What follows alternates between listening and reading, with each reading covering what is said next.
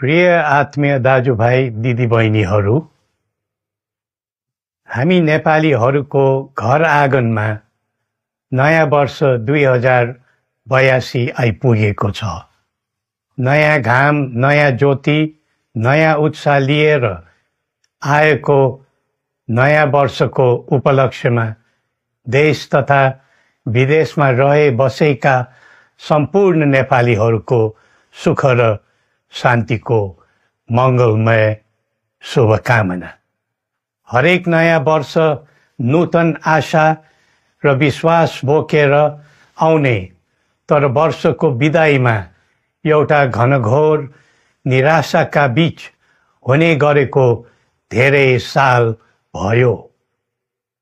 समाजका विभिन्न दल, वर्ग र जन समुदायले आफ्नो धारणा, आस्था तथा अभिव्यक्ति राख्न पाउनु प्रजातन्त्रको सुन्दर विशेषता हो। तर त्यस्तो धारणा र मान्यता प्रस्तुत गर्दा सबैले संयम अपनाउनु पर्दछ।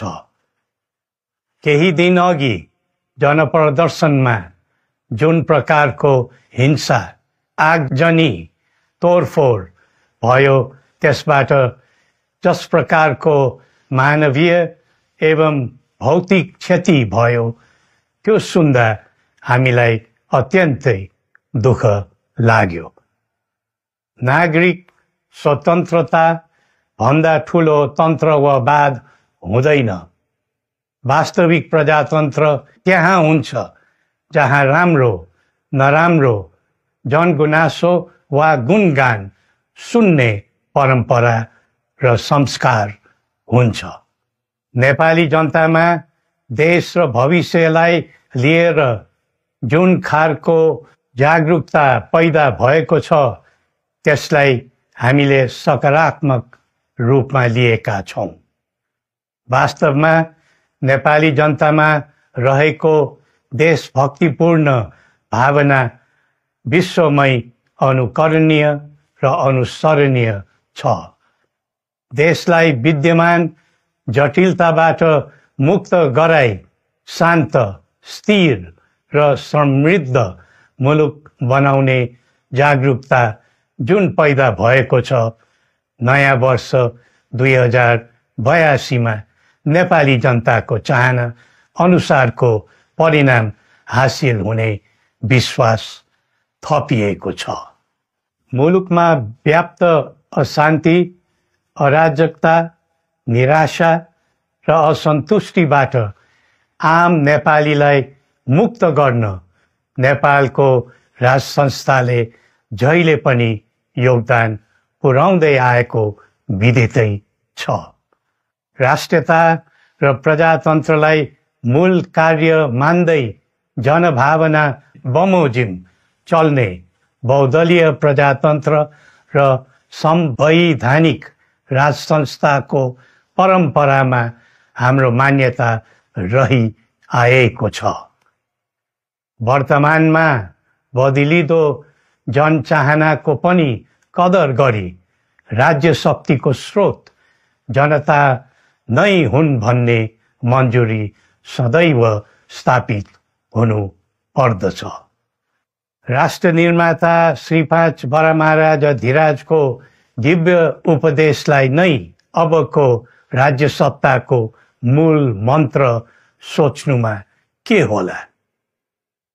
सन्तुलित कूटनैतिक सम्बन्ध र आत्मनिर्भर नेपालको परिकल्पना नै पृथ्वी पथको मूल सार हो।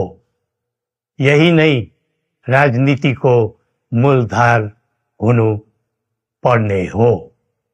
विश्वको बदलिँदो परिस्थितिलाई मनन गर्दै विश्वव्यापीकरण र स्वतन्त्र व्यापारका आधारहरूलाई चुनौतीको रूपमा लिँदै चरम आर्थिक मन्दी भोग्नु परिरहेको अहिलेको सन्दर्भमा नेपाल जस्ता विकासोन्मुख देशले आत्मनिर्भर अर्थतन्त्र निर्माणको कार्यमा अर्जुन दृष्टि लगाउनु पर्ने समय आएको छ।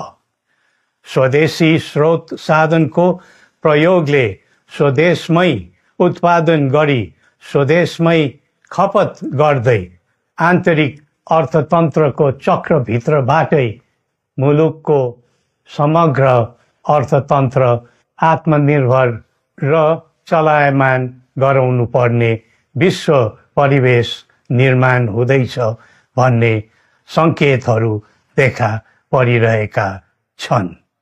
विश्वकै उत्कृष्ट यो भूमिमा बाँच्न समेत गाह्रो हुने स्थिति पैदा भएपछि बढ्दो युवा पलायनलाई रोकी युवा शक्तिको श्रम र सिपलाई स्वदेशमै उच्च उपयोग गर्नुपर्दछ। युवा स्वरोजगारको निम्ति अवसरहरूको खोजी गरी नेपालमै आय आर्जन गर्न सक्ने वातावरण तयार गर्नुपर्ने आजको पहिलो आवश्यकता बनेको छ। सबै नेपालीको तन मन र ध्यान त्यसैमा लगाउनु परेको छ। विश्वभरि छरिरहेका नेपालीहरू एकताका सूत्रमा बाँधिन अब ढिला गर्नु हुँदैन। आफ्ना ज्ञान सिप र सामर्थ्य मात्र होइन, त्यहाँ आर्जेको पुँजी स्रोत र साधन समेत नेपालमै लगाउनु पर्दछ भन्ने भावना सबैमा जागृत गराउनु परेको छ। प्रकृतिले दिएको स्वर्ग जस्तै सुन्दर हिमवत् खण्ड नेपाल सिँगार्न र विकासको बिकुल फुक्न कसरी लाग्ने र लगाउने स्वदेश फर्क स्वदेश नै स्वर्ग भन्ने अभियान चलाउनु पर्ने आजको आवश्यकता भएको छ। जनभावना र चाहना बुझी मुलुकको समग्र संरचनामा नै हेरफेर र सुधारका कदम चाल्नुपर्ने तथ्य स्पष्ट देखिन्छ। शिक्षा, स्वास्थ्य र दैनिक कामकाजका पद्धति र प्रणालीहरूमा आमूल परिवर्तन र सुधार गरी यिनको आधुनिकीकरण अनिवार्य भइसकेको छ। युग प्रविधिको हो, सावधानीपूर्वक उपयोग गर्नु सकेमा राष्ट्रको योगदानमा ठुलो टेवा पुग्न सक्नेछ। सुशासन र भ्रष्टाचार मुक्त प्रशासन मूल नारा हुनु पर्दछ। हामी अस्थिरता, अशान्ति, अराजकता, विपन्नता र भ्रष्टाचारको अन्त्य चाहन्छौँ। त्यसका निम्ति नेपाली जनताबाट हुने हरेक प्रयासहरूमा एकबद्धता रहनेछ। मुलुकको गिर्दो अर्थव्यवस्था, रुग्न हुँदै गएको औद्योगिक उत्पादन, बढ्दो राष्ट्रिय ऋण र बेरोजगारी, रक्षात्मक बन्दै गएको राष्ट्रियता, राष्ट्रिय एकता, सामाजिक सद्भाव, मौलिक धर्म, संस्कृति तथा जनस्तरमा बढेको निराशा, असन्तुष्टि हाम्रो चिन्ताको मूल विषय हो। नागरिक पलायनसँगै पुँजी पलायन, भ्रष्टाचार र व्यथिति देशले थाम्नै नसक्ने स्तरमा झाँगिएको छ। यो स्थितिमा नयाँ वर्षलाई उपलब्धिमूलक बनाउनु हामी सबै नेपालीको सामूहिक र एकताबद्ध प्रयास अपरिहार्य भएको छ।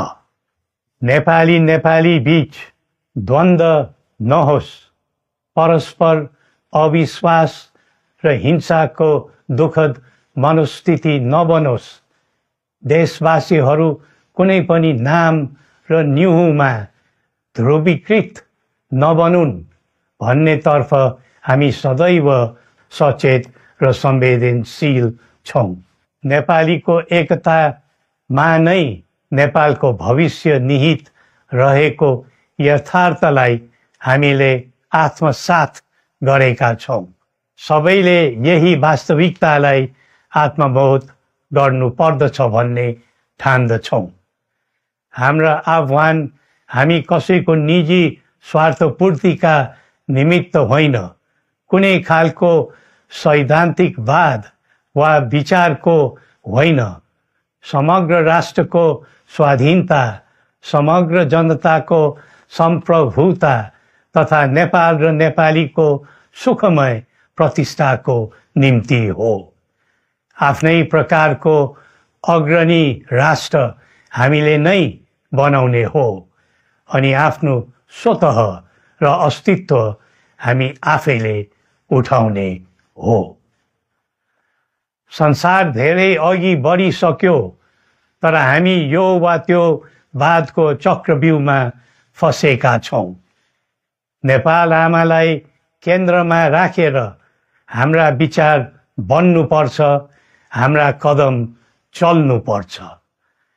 हरेक समस्याको समाधान संवाद, सहमति, समन्वयन र सहकार्यबाट हुन सक्छ।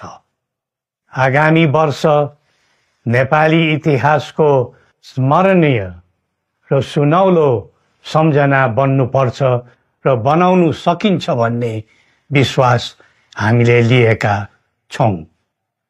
नयाँ वर्षले नयाँ आशा, उमङ्ग र उत्साह ल्याओस् अनि नेपालीको सुनौलो भविष्यको सुनिश्चितता होस्। श्री पशुपतिनाथले हामी सबैको कल्याण गरून्। जय नेपाल।